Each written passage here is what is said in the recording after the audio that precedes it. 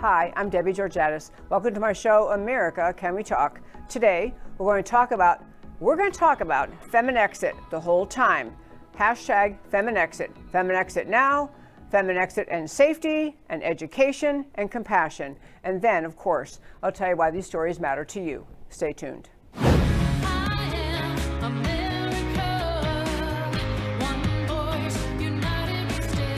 Debbie Georgatos, host of America Can We Talk, is an author, attorney, and political analyst whose mission is to inspire the American political conversation about preserving liberty in the best country on earth. America Can We Talk is sponsored by GC Works, a Dallas-based company performing advanced technology research in the oil and gas industry. And hello again, and welcome to America Can We Talk, and to today's First Five. I'm Debbie Georgatos. You may know that I'm hosting a conference in Dallas this fall. It's on September 26th, and it is called American Women and American Freedom. And if you're interested in coming, you can email me at americacanwetalk@gmail.com. If you're listening to this and you're thinking, I already emailed you and you haven't replied, I do have quite a few emails I'm waiting to reply to. I just haven't gotten to it. I'll do it tomorrow. But the conference is in Dallas on September 26th. Have about 300 guests, a stellar lineup of speakers to talk about the idea that women need to value freedom, that women are blessed by freedom, that freedom is the best and right answer for women. And I know some of you might be thinking, well, why is it just women? And there will be men there. There are a few men speakers. There will definitely be men in the audience. But I want to tell you why I'm focusing on women. I'll just give you one good example from where we are now in America. I call this one FeminExit Now. And by the way, it's obviously I'm taking off on the great idea that Candace Owens has, and she has Blexit, which is Black and Latina exit from the Democrat Party. And then there's another one related to Jewish voters in America. I think there are two of them, but the one I know of is Georgatos, which is Jewish exit from big government from the Democrat Party. I want to talk more and more between now and Election Day, and maybe for the rest of my life, about the idea that women should value freedom and therefore women should be moving away, exiting from the Democrat Party. But where we are today in America, let me just give you a couple of statistics. Actually, but by way of background. So women in this country tended to vote for conservative ideas, their basic pro-America, Republican ideas, tended to vote for those in majority numbers. Women voted majority Republican all the way up until 1980. And that changed when Ronald Reagan came along. And one reason people say, that people dive in and study, why would women do this? Why did women switch to the Democrat Party? Ronald Reagan made them a little bit nervous with respect to his foreign policy. There were women who thought he sounded a little bit aggressive, a little bit like he was going to be too, perhaps too militarily aggressive. And so they shied away from that and went with the Democrat Party. Well, since that time, since 1980, I don't think there's been any national election in which women voters in America went majority with the Republican Party. There are, of course, elections where more women went Republican than in the past, but really the Democrat Party tries to claim that it owns the women's vote and has claimed this for decades. And they therefore make the claim that women vote for the Democrat Party because the Democrats' policies are better, that the policies somehow are more appealing to women. I want to make the argument, not just today, but as I say, many times between now and Election Day, that the policies of the American left are antithetical to the way what most women think. The policies of the American left hurt the things American women value the most. But where we are statistically, and wrapping up the first five, I'll just tell you a few things about where we are statistically. Number one, there was a poll recently showing, and this was in the last few weeks, that Biden, who is not even, mentally collected, he's sadly suffering from some form of dementia, that he is polling to win nationwide 55% of the women's vote. 40% of women backing Trump, but I don't know who's the other 5%, heaven knows. But anyway, point is, Biden apparently has, across the board, women across the country nationally, Biden's got 55% of the vote. We also had a poll, more recently, more information in it, that Joe Biden is leading the ticket, Joe Biden leading percentage-wise over what Trump has with women by 23 points. And even worse, there is a poll about white women, and in fact, a majority of white women in America backed President Trump. Not women overall, but white women in America voted for Trump in 2016, and they are starting to abandon the president too. One of the reasons given for this shift, where some women who even liked Trump last time and now aren't, is the fact that there is concern in the American economy because of what happened under COVID. The shutdown under COVID, people lost their jobs, women become fearful, and then they're thinking, maybe I should be voting for that big government guy over there, because after all, you know, he's going to make sure that we have adequate health care, we have benefits coming, because if we're really, really suffering with having lost jobs, at least we have a big government Democrat in there in Washington. He'll be handing out money like a drunken sailor. This is sadly what is one of the things motivating women. They want more financial security coming from the federal government, because COVID hurt the economy. COVID probably hurt their family. It may have hurt their families. They may have lost their business, their job, their husband lost his job. So support for Trump among white women is eroding, and in large part is contributed, it's argued to be because of the shutdown from COVID. There's also an astonishing characteristic. Women supposedly, as they watch increasing violence in the streets and the danger in the American streets, some of them are concluding, well, I don't like this, and it's happening under Trump, must be Trump's fault. Okay, I know the left is going to try to blame all this on Trump, but you have to understand the violence in America's streets, the violence in our streets is directly the result of the radical leftism in this country that has overtaken the Democrat Party, overtaken academia, has emboldened these young people into thinking that somehow they live in the most evil, awful, racist, terrible country since time began, and they have no other way out, nothing to do except protest. Get out there, burn down buildings, do whatever it takes. The left must be forced politically to own these riots. The left owns them. Their policies have caused them. The left-wing ideology in academia, from college down to kindergarten, they have taught hatred of America. They've instilled just ignorance in American youth, thinking that somehow socialism is the answer and capitalism must be overthrown and America is a deeply racist country. The leftism that has infected our academia is being played out in the streets of America. The left owns that. And the idea that you have, I know the media and even Biden keep trying to think of reasons that somehow all this is Trump's fault. All of this is orchestrated, manipulated violence owned by the left. But I'm wrapping the first 5 by saying this. All sorts of reasons, and there'll be more and more polling as we get close to the elections, why women say they're more likely to vote for Biden than Trump. But I want to say, folks, I want to run through a few ideas today. And I'm going to continue to run through ideas on this show, this FeminExit idea, this idea of women need to exit their support for the radical left in this country, exit their support of the Democrat Party, because they've got to figure out that the policies that make them safe, that make opportunity, that make abundance, that make peace, that make security, all those policies are the policies of the Republican Party and this president.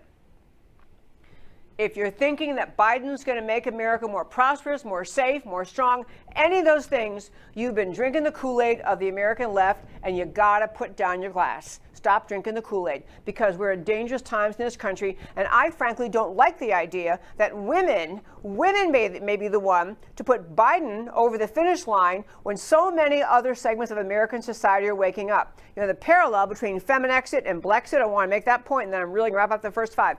But that is this. When you hear Candace Owens and other speakers on behalf of Blexit, again, Blexit, Black and Latina exit from the Democrat Party, they talk about, ask yourself, what is it? This is Candace Owens speaking to her fellow Black Americans. What is it the Democrat Party has actually done for you?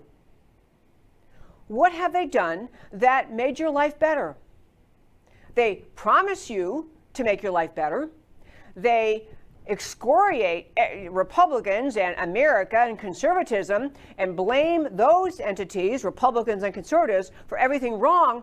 What has the Democrat Party ever done? They have inflicted policy after policy that has destroyed the Black family, destroyed education, destroyed Black communities, destroyed the strength of our country. They've destroyed everything good that we all want. This message of Candace Owens to Black Americans is my message to the American women.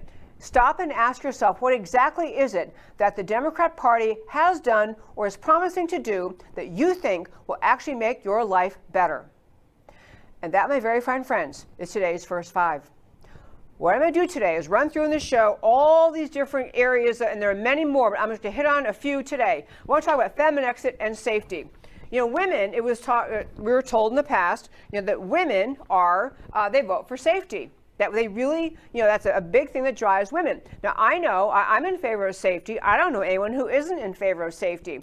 But safety tends to drive the vote for women. They want a country, they want a neighborhood, a town, a city, a state, a community. They want one that's safe.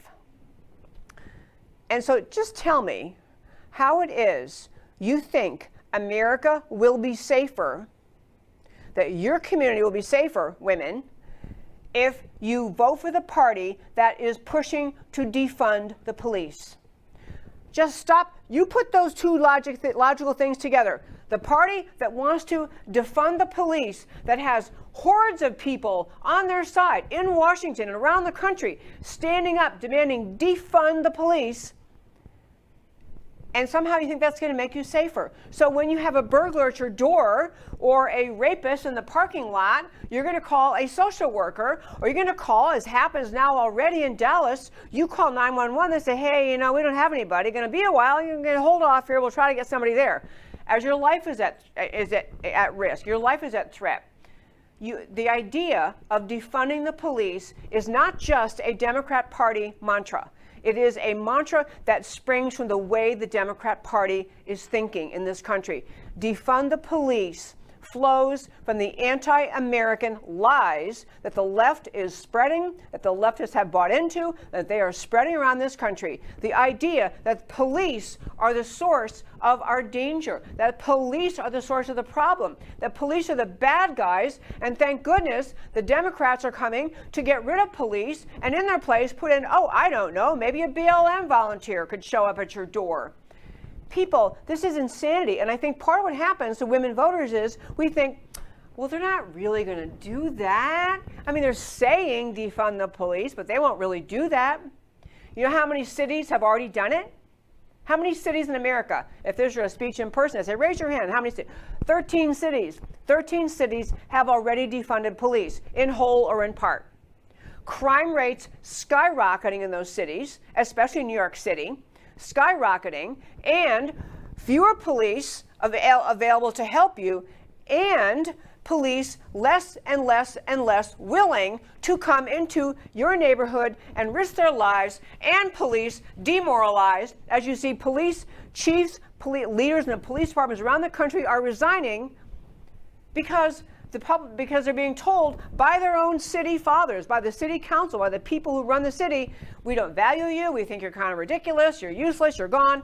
So you tell me, women, and I know actually if you're listening to my show, you don't support defunding the police, but I'm telling you these talking points today. I'm going to run through a bunch of them. I'm telling you, you have to have them ready at your fingertips, at the tip of your tongue, when you have some woman say, well, I really can't vote for Trump because I don't like his tweets. I don't like his hair. I don't like what he said about, somebody one time. I don't like how he handled this.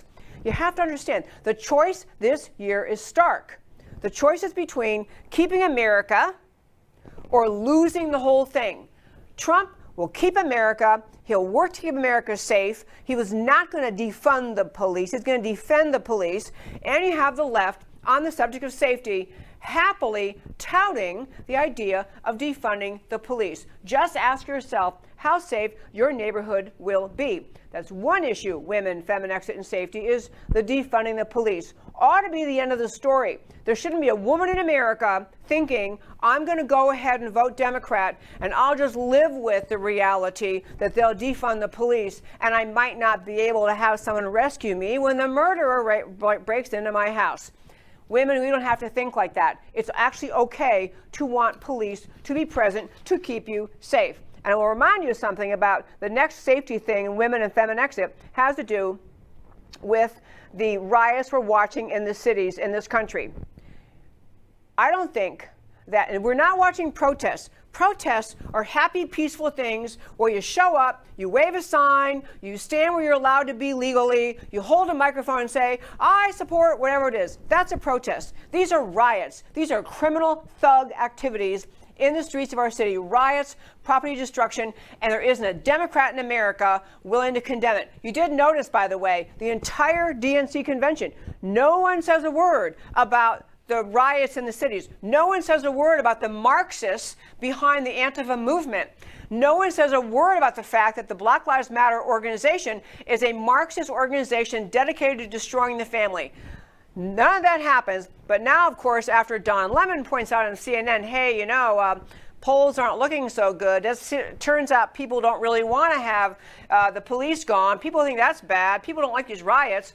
Finally, Biden managed to mumble some ridiculous statement saying, well, I don't really, I'm against violence. Riots aren't protests. But, then he goes back to his underground bunker and whatever he does there, I don't even want to think. But he's saying these things because he's told to. The left has been overtaken by the Marxist radicals in this country, and part of their agenda is to defund the police, not to pretend. Part of their agenda is to permit this rioting. The rioting you're seeing is not about raising a social issue. It is not about an agenda saying we are rioting because we want, adequate representation racially across racial lines in the police department in this city. They're not making demands. They are threatening. They're intimidating.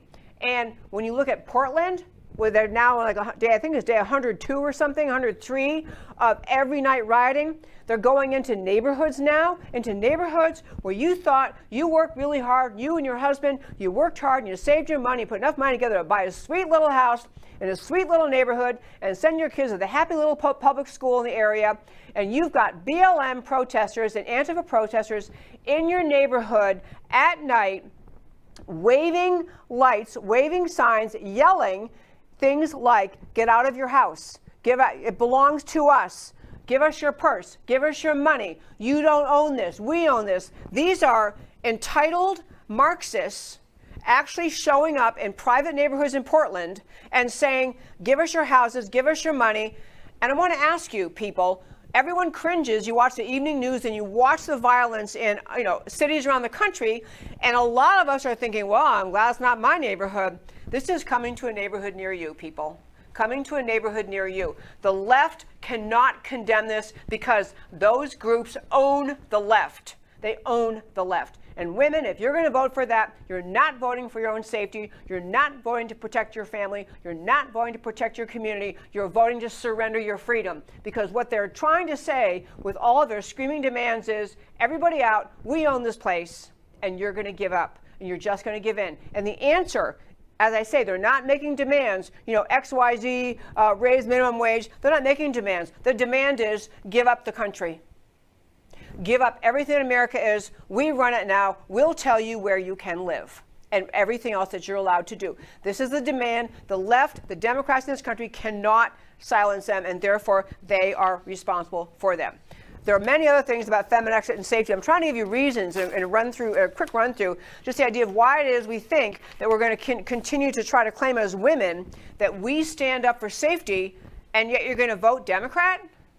Because they'll take your guns away and let the rioters riot, let the looters loot. And on safety, by the way, Democrat policies of, hey, you know what? Steal something for worth $750 or less. Don't worry, we'll let you go. No prosecution, the end.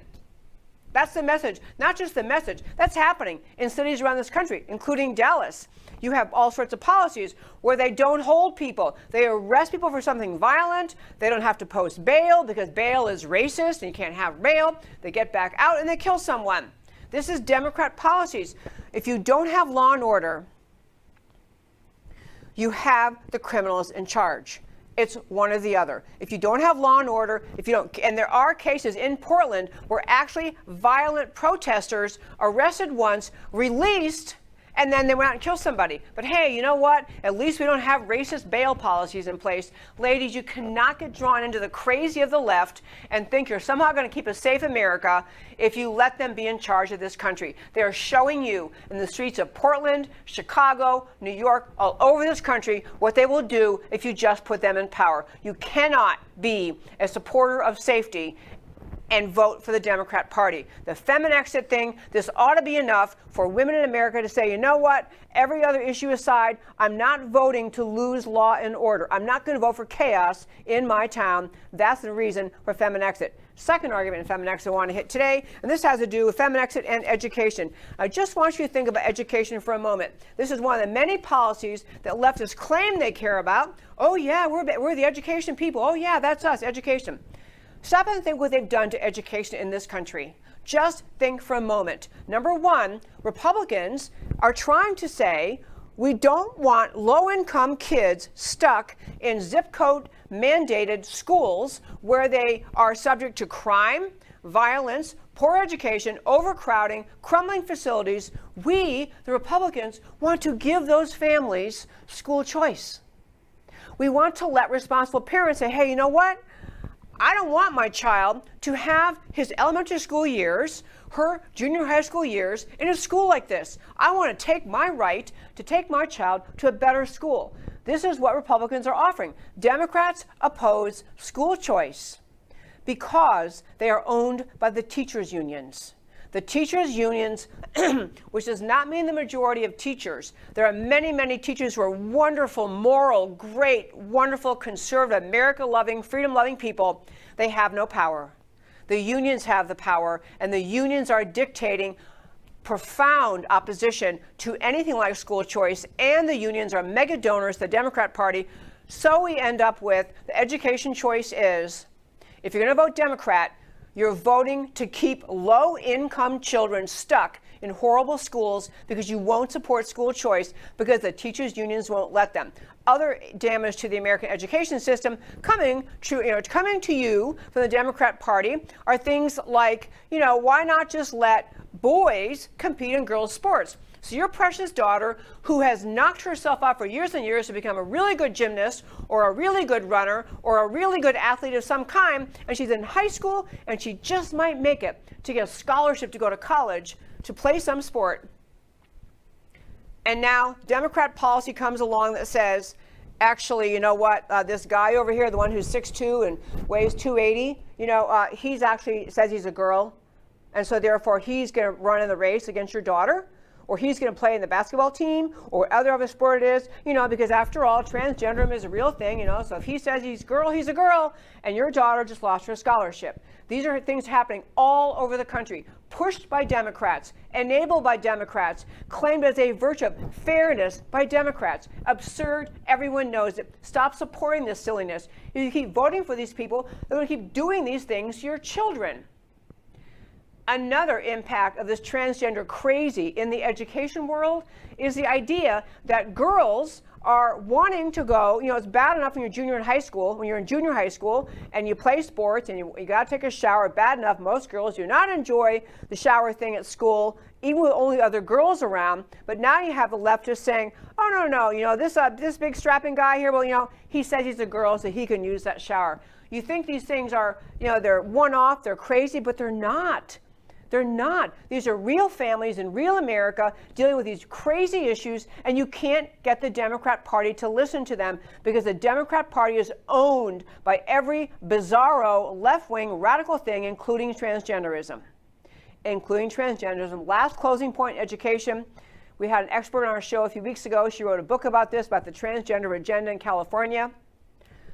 So your sweet little Susie goes off to kindergarten, comes home the first day and says, hey, Mommy, my teacher said that, even though you said I'm a girl and Daddy says I'm a girl and the doctor said I'm a girl, I get to choose. She told me that gender is just randomly assigned at birth and I think I'm a boy, so now I want to be a boy. I tell you those things to say the transgenderism craze has overtaken reason across the board in the Democrat Party.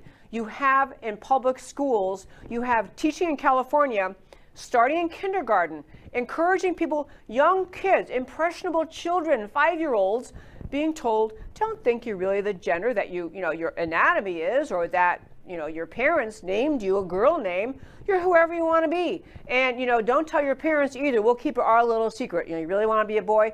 This is happening in schools because of left-wing policy. These are country-changing, culture-damaging, family-devastating policies the left engages in and encourages over and over and over. So on education, if you want to have quality education for low-income people that you care so much about, if you want to have your child have a normal experience in school, in sports, the education argument is all on the right. There is no logic to what the left has done to the education system in America. Last point in education, because it really, really matters, and that is things like the 1619 Project. Another leftist agenda, another Democrat agenda. We talked about in the show many times. The 1619 Project, cooked up in the crazed mind of a New York Times leftist, was basically the idea, let's just sell the idea that America, the great America, is not really a country rooted in the ideas of the Declaration of Independence and the ideas of the Constitution and the beautiful writings of our founders. It's all based on the fact that slavery happened and that in 1619, the year 1619, the first slaves were brought to America's shore. So the argument of the leftists is the entire identity of America is not just spreading some more information so you understand better how bad the slave trade was, how evil it was, how big it was.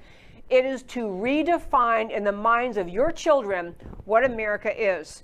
The 1619 Project, and frankly, education in our country from kindergarten through college over the last several decades has been infiltrated with the leftist thinking that denounces America, denounces the goodness of America, the greatness of America, and teaches children and young people to hate America, hate freedom, hate capitalism, hate the Declaration, hate the Founding Fathers, hate the constitutional structure, hate America. And this is why we have in our country so many millennials out of college so ignorantly educated, they actually think that socialism is a great idea and capitalism is a subject of white supremacy and for mean people. So, on education, the 1619 Project, bad enough the New York Times brought it up and publishes and blathers it out there.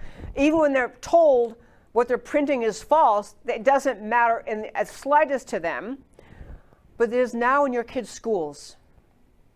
And this is one thing President Trump is trying to say. No more funding to schools that teach 1619 Project. So, next point to understand is, on education, if you want your kid to grow up and hate America and leave school hating America, you should vote Democrat because that's what you'll get. Last topic for today is on FeminExit and compassion. And I want to kind of, on this one, there's so much more to say about this, but I just want to tap onto this to get at the idea of why it's so important, this FeminExit and compassion, why it is so important to understand what a vote for the Democrat Party means this year in 2020. I don't care if you voted Democrat in college. Okay, here's my confession I often make when I'm speaking. I voted Democrat all the way through college and law school because I thought that I was voting for compassion. I thought I was voting for, to help poor people. So FeminExit and compassion, this is a really important, as Trump would say, huge topic. Can only touch the surface of it today. But the idea that the left sells is that women tend to be more compassionate than men. We care more for others. And the compassionate answer, they say, the argument is, the compassionate answer is women should vote for big government because that's the compassionate way. That was the argument in the Great Society time, in the whole idea of growing and growing federal programs. Now the argument is women should use their compassion and vote for socialism, because socialism is just the very next step after the Great Society, big government, burgeoning, growing government, which always, socialism is always the next step, of course, is kissing cousins with communism. So women are told, you should vote because you have a compassionate heart. You should vote for the Democrats, and now you should vote for socialism. And I just want to hit a few points among many that we have to be talking more and more about. Compassion should involve embracing solutions that work. And when you're in a grocery store with your 6-year-old or your 3-year-old, and they're lying on the floor screaming and crying because they want a candy bar, and you said, no, I'm sorry, it's dinner time, we're not getting a candy bar, whatever reason you gave, we're not having a candy bar, and the child's kicking and screaming, is it compassion to just pick them up and say, okay, here's the candy bar. Okay, please stop crying. Or to say, actually, I have to teach you that you don't act this way. And so it's not always compassionate to give in to the demand just because the kid is screaming. The compassionate thing is to care enough about the person, the child, to want them to grow up, to learn from this, to realize, actually, I never get what I want when I act that way. Instead, I've got to show, I've got to grow up, I've got to learn what my mom is saying, I've got to, make reasonable requests, I have to understand I can't have everything I want all the time. You get the point. Compassion is not indulging in every demand everybody makes.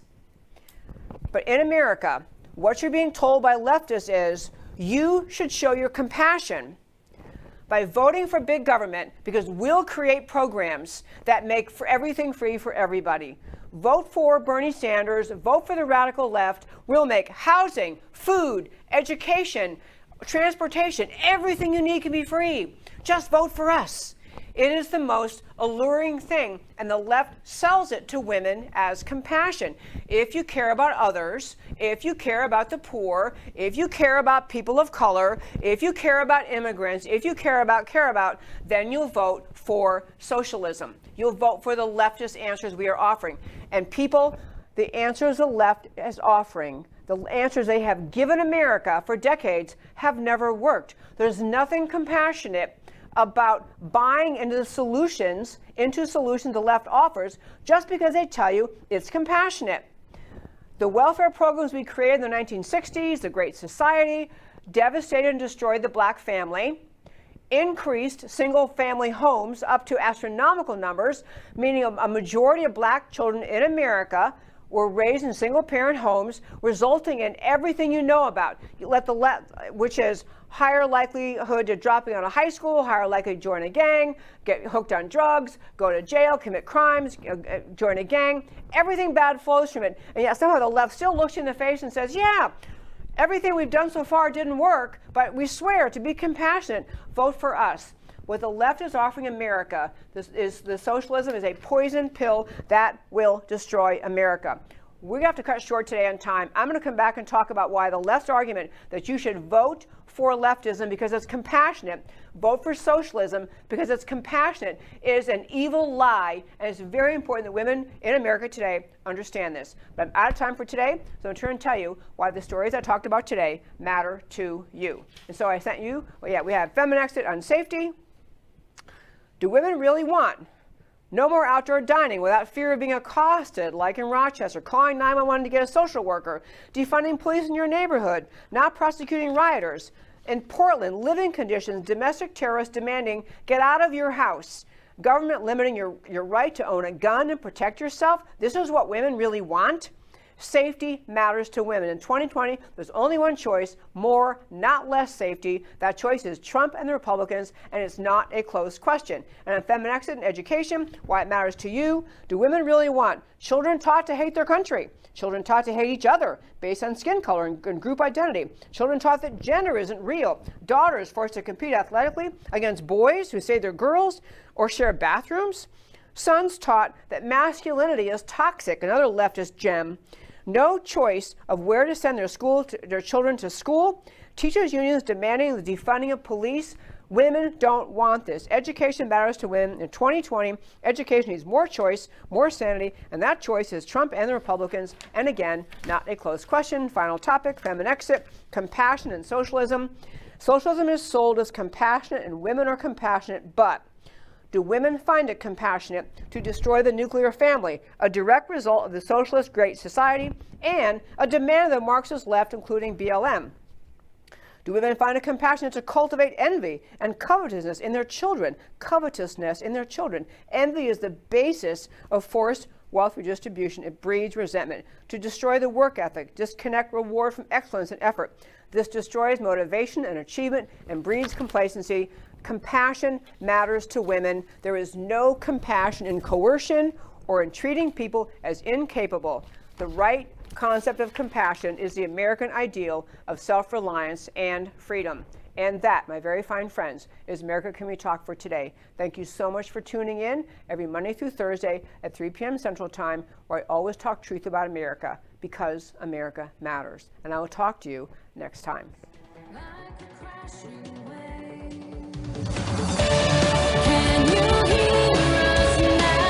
America, Can We Talk? Truth about America.